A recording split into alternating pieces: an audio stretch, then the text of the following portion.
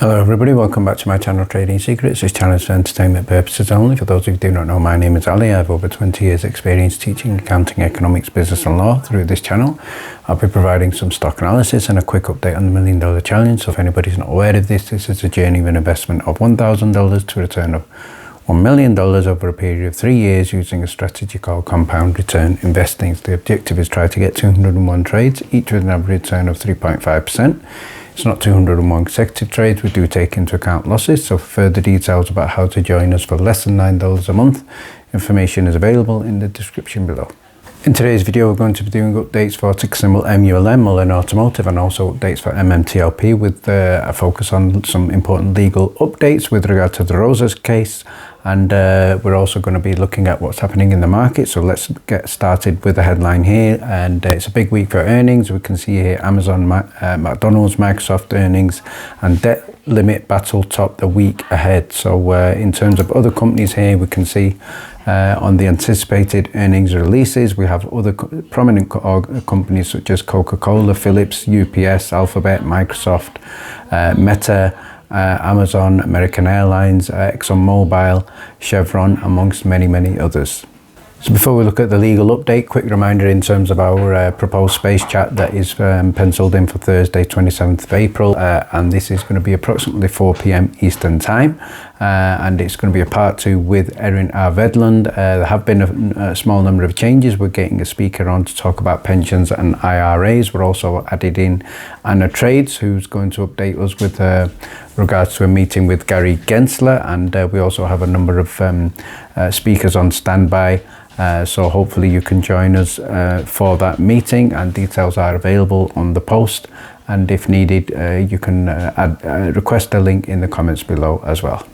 I'm now going to share with you a quick update with regard to Rosa's case against Finra, and I'm not going into detail in the new submission, but I'm just going to focus on one important thing that I think is important to share, and that is with regard to the defendant, which is Finra. And it states here, highlighted, defendant is not entitled to immunity. If you remember, Finra was saying we have absolute immunity, but we have a statement here, defendant is immune from money damages, but remember, Rosa is not asking for money damages, so there was no need for them to say we are immune from, because obviously she is looking for obviously rectification of the situation. So the defendant, which is Finra, serves two purposes. One is self-regulatory organisation, and two, it's a $1 billion private investment organisation whose net income in 2021 was $1.4 billion, with 90% of the assets being cash and investments, and whose CEO received a salary of approximately $3.12 million. And that's from data from 2020. And one of the things I have said is that I think there is a conflict of interest between Finra and broker dealers, because Finra is primarily funded by the broker dealers. So the conflict of interest means if they are regulating the broker dealers, it is in their interest to make sure broker dealers are protected. Finally, I'd like to share with you an important update for MULN, Mullen Automotive. We do know that the stock has been hit very hard in the market. It's probably one of the most manipulated stocks on the NASDAQ, but let's have a look at the positive headline here, just released by the company in a press release, and the headline here is Mullen Advanced Energy Operations and announces major energy advancements. So this is great news. So they're looking at applying energy management modules, EMM technology, to an electric vehicle, significantly increasing the vehicle's range. And obviously previous vehicle testing performed looked at them being a global leader of testing, inspection, certification with over 200 testing labs worldwide, and it has resulted in a range increase of 60 to 70%. So that's good news. And if we continue with this press release dated April the 20th, 2023, and the key headlines here, obviously the test results indicate that this substantially increases the driving range and efficiency of any current EV battery. So that means it could be applied to other companies as well. Specific vehicle testing on a high volume resulted in calculated increase from 269 to 431 miles, and that represents 60% increase. So that's quite staggering.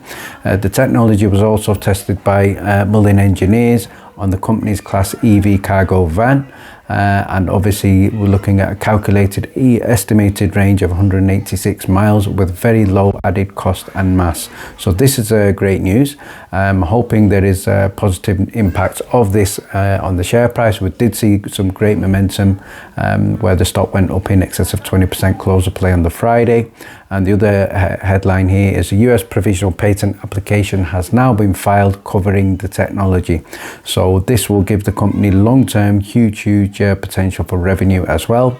And overall, Mullen will be a stock that we will be watching on our weekly watch list this week prior to trading on the Monday. So if you'd like to get a copy of this, as well as joining us in the challenge, details are in the description below. Thank you very much for watching. Please stay tuned.